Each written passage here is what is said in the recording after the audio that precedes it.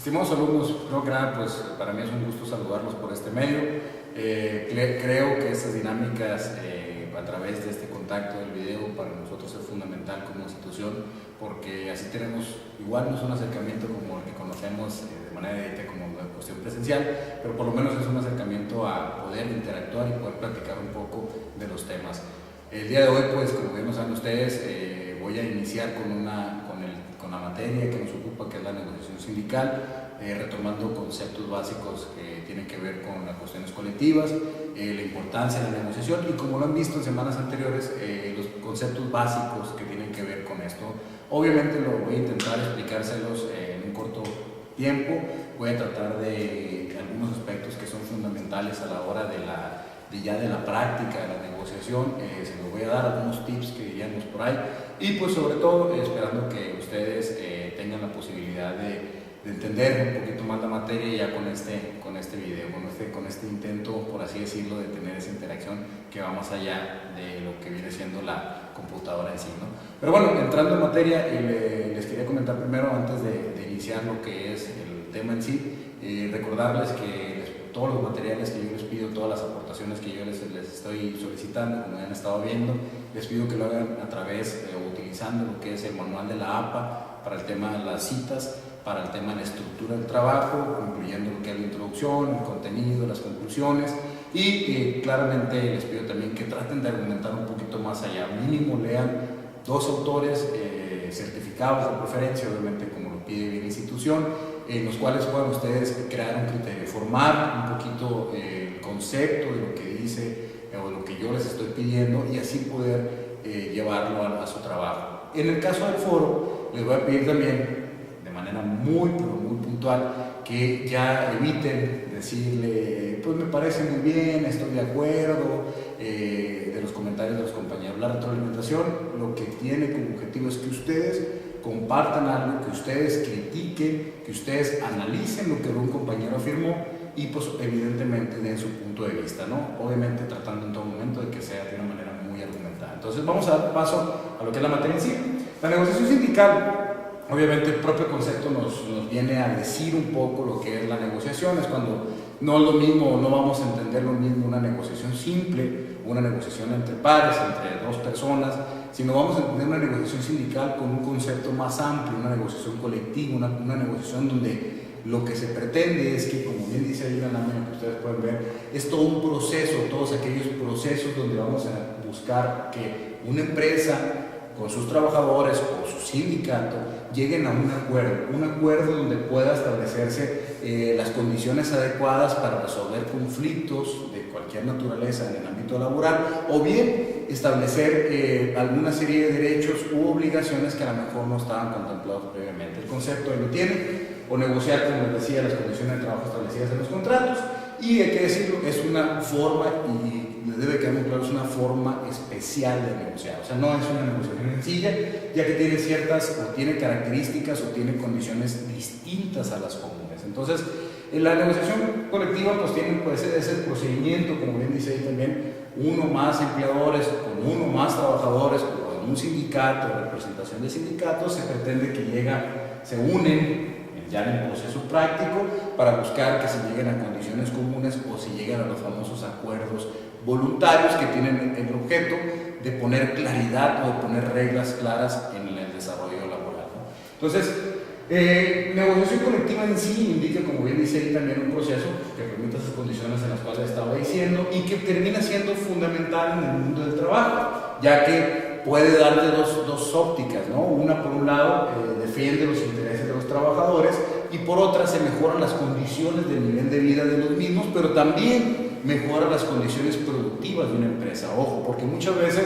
tú puedes estar de uno u otro lado y evidentemente, pues dependiendo, como dicen, el rol que tú vayas a jugar, pues tienes que defender ciertos intereses. Entonces, cuando se habla de los intereses de los trabajadores, nos queda muy claro. Pero también cuando hablamos de los intereses de los patrones, debe quedar claro también que a la hora de sentarse en una negociación colectiva, también se van a pelear por esos intereses. Entonces, la negociación colectiva se concibe en los instrumentos internacionales, principalmente la de la OIT, que es la Organización Internacional del Trabajo, como aquella actividad o proceso encaminado a la conclusión de un contrato o un acuerdo colectivo. Muchas veces cuando hablamos de negociaciones sindicales, lo principal que se enfoca es que todo se va a terminar como un producto que se llama contrato colectivo. Entonces, ¿por qué? Porque ahí es donde se va a plasmar en físico el acuerdo de voluntades a toda esa negociación que se dio, todo ese manejo que se dio, y se ve reflejado en ese instrumento, ¿no?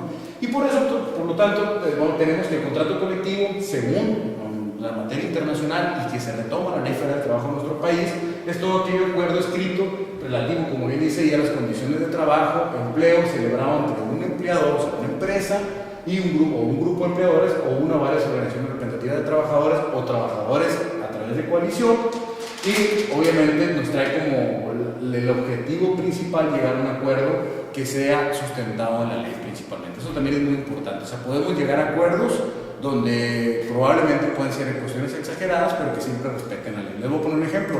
El caso del CENTE tiene un acuerdo colectivo bien interesante que lo pueden leer, que se ve reflejado en su contrato colectivo, que inclusive muchos de los estudiosos o de los que pretendemos ser estudiosos de ese tema, nos llama la atención que vienen canonjías muy interesantes. Por ejemplo, a cada sección que le llaman, obviamente del sindicato, se les da una cantidad, creo que hasta 500,000 pesos mensuales, obviamente en el acuerdo con las empresas, en este caso con el tema de la educación, para poder sustentar festividades como el caso del Día de las Madres, hacer una serie de festividades que a lo mejor para muchos de nosotros dicen, bueno, no tendrían mucha razón de ser para llevarse a un acuerdo, sin embargo está. Pueden analizar ustedes el contrato colectivo de ellos. Bueno, hay muchos desde Telmex, por ejemplo, es un contrato colectivo muy interesante porque maneja muchos aspectos, sobre todo en el tema de la sustitución de los trabajadores o la posibilidad que tienen de una propuesta del mismo trabajador de sus familiares se puedan incluir inclusive en la renovación de cuadros de trabajadores, ¿no? Pero bueno, lo pueden checar ustedes en particular. Vamos también y vemos que la negociación colectiva persigue dos principales objetivos, ¿no? El primero de ellos sirve para determinar, obviamente, las remuneraciones, como les decía ahorita, las condiciones de trabajo de aquellos trabajadores a los cuales les aplica este acuerdo, evidentemente, porque hay también condiciones en las cuales son beneficiados los trabajadores de confianza, pero recordemos que los trabajadores de confianza pues no están en este aspecto o no los contempla de manera directa la ley. ¿Por qué? Porque el trabajador de confianza tiene otra naturaleza. Principalmente, ustedes lo saben, el trabajador de confianza, por así decirlo, juega con el equipo del patrón. Entonces, negociar por el trabajador de confianza no necesariamente sería lo adecuado. Sin embargo, les beneficia, porque no pueden tener menos derechos que los trabajadores comunes, les beneficia cualquier acuerdo que pueda llegar, ¿no?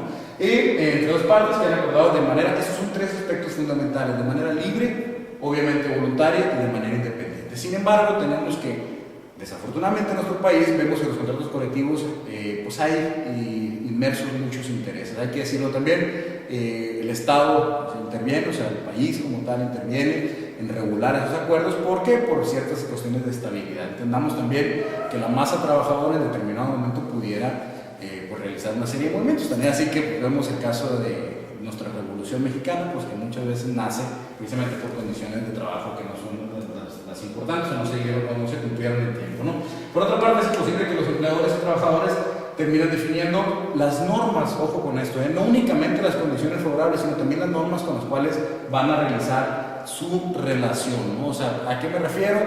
Que se trata de que el contrato colectivo en cualquier momento, a raíz de una negociación colectiva, establezca todos los parámetros en los cuales va a actuar el trabajador, pero también todos los parámetros en los cuales podrá el empleador trabajar. ¿Por qué? Porque muchas veces podemos encontrar, si no hay un contrato colectivo, puede haber muchas desigualdades sociales en el caso de los trabajadores. Entonces, definiendo, puntualizando, la negociación colectiva tiene lugar, como les decía, entre un empresario, una o más organizaciones, y por otro lado, los trabajadores. Puede tener lugar en diferentes planos, como muchas veces podemos analizar nosotros, que se dan en desarrollos distintos, se van para cuestiones económicas, o sea, cuestiones de condiciones de trabajo, o para cuestiones de otra índole, como puede ser un conflicto. O sea, si hay un conflicto, necesariamente nos tenemos que sentar a la mesa para la negociación, en este caso contractual, ¿no?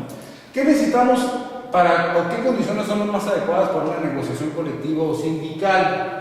Siempre se tiene que ir una serie de requisitos que son básicos. En primer lugar, es fundamental, pues evidentemente, la existencia de sólidos cimientos democráticos. ¿A qué me refiero? Que en la realidad exista la posibilidad de que el trabajador vea reflejado que lo que acuerda se cumpla, ¿no? Y que el Estado, como autoridad, tendría que garantizar ese cumplimiento, ¿no? ¿Está el debate? Sí, vamos a poner también el debate en los foros, pero eso es interesante. Por otro lado, también tenemos que decirlo muy claro, que el marco jurídico se preste o que nos dé la posibilidad de que se dé este tipo de interacciones, donde también la autoridad tenga la posibilidad de intervenir para regular, nunca para poder poner, como decimos, las condiciones, sino para poder regular que la negociación llegue a un buen término. Sobre todo también derechos fundamentales que la propia Constitución nos señala, como la libertad sindical, la protección al derecho de la sindicación o del sindicato y de la negociación colectiva en caso de ser necesario. ¿Por qué? Porque si recuerden, si ustedes han escuchado seguramente que si no se llegan a buenas negociaciones, pues obviamente la situación, el paso siguiente, desafortunadamente en muchas ocasiones es la huelga. Ustedes lo pueden ver en muchas de las empresas y que a veces la huelga trae como consecuencia el quebrantamiento de una misma empresa, ¿no? En lo que se refiere a las condiciones estructurales de las instituciones necesarias o organizaciones de trabajo, donde todos los empresarios, los trabajadores y la misma autoridad estén fortalecidos para poder llegar a unas buenas condiciones a la hora de negociar. Ya no me refiero a las condiciones previas, sino a las condiciones que tiene que tener como institución para poder llegar, porque ahorita vamos a ver los equipos negociadores y vamos a entender esto que me refiero, ¿no? Adelante, vamos a ver también que cuando tenemos ciertas características, pues obviamente el impacto en una negociación colectivo es fundamental. La primera es que afecta a un colectivo de trabajadores, afecta o beneficia, pudiéramos decir, ¿no? Pueden intervenir uno o más empleadores, o sea, cuando hablamos de una negociación que es un famoso contrato ley, se termina negociando condiciones comunes de trabajo y remuneraciones, se tiene un tiempo determinado la negociación, tendría que ser obligatoria, obviamente, para la empresa, y si no se da una respuesta oportuna por el empleador, en este caso se le aplica una multa y si aún no contesta los 20 días entiende que acepta el proyecto. Muchas veces esas son las principales características que pudiera darse, ¿no? Obviamente también tenemos ahorita la fecha, para poder entender la negociación colectiva tenemos que entender estas situaciones. Se percibe muchas veces a la parte, pues obviamente a la cual se va a negociar como un adversario, como un enemigo, que eso no debiera ser, porque la realidad es que tendríamos que hablar de factores de producción. Entonces, cuando hablamos de factores de producción, no necesariamente tendría que ser enemigo, al contrario, tendríamos que ir en conjunto, ¿no?, a la negociación. Impera pues una gran desconfianza, principalmente hacia la empresa, o sea, siempre pensamos que la empresa es la que va a llegar a imponer condiciones porque tiene las condiciones favorables.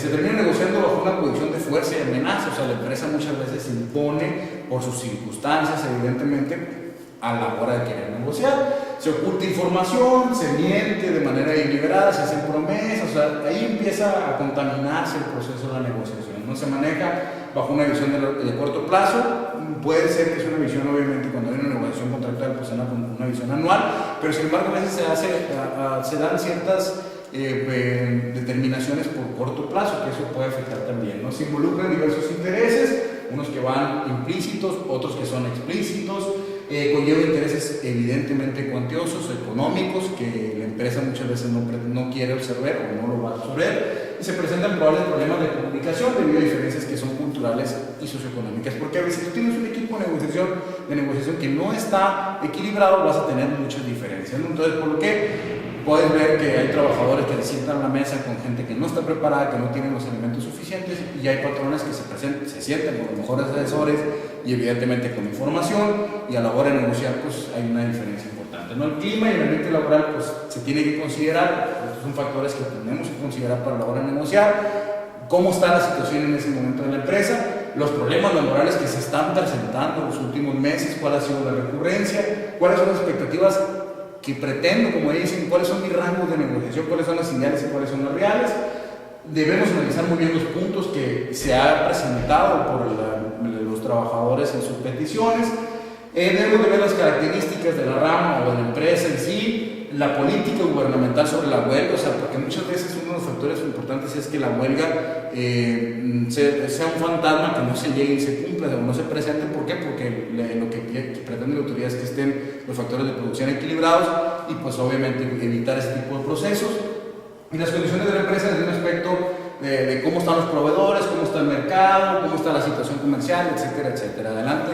Vemos también, muy importante, que tengamos muy claro cuáles son los objetivos y las metas de la empresa, cuáles son los ideales, analizar y determinar las posibles alternativas de una solución de la negociación inclusive, integrar buenos equipos de negociación, se deben conocer las características personales de cada uno de los integrantes de la comisión y deben de conocerse previamente las autoridades laborales que van a regular este proceso. Entonces, la negociación colectiva, ya no me voy a cerrar con este punto que es muy importante. ¿Qué tienen que hacer ustedes para posteriormente seguir en los foros y en las aportaciones enriqueciendo el tema?